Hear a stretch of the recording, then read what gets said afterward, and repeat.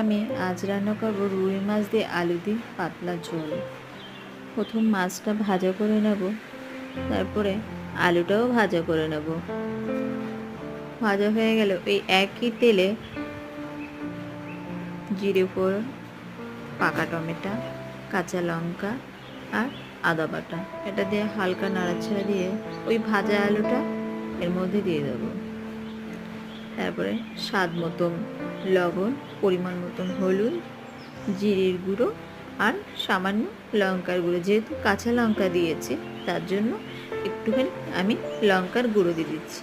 তারপরে হালকা ভাজা করে নেওয়ার পরে আমি পরিমাণ মতন জল দিয়ে দিয়েছি। তারপরে খানিকটা পরে মাছটাও দিয়ে দিয়েছি। আর এই যে রান্না প্রায় শেষের মুহূর্তে দিয়ে দেবো একটু গরম মশলার গুঁড়ো।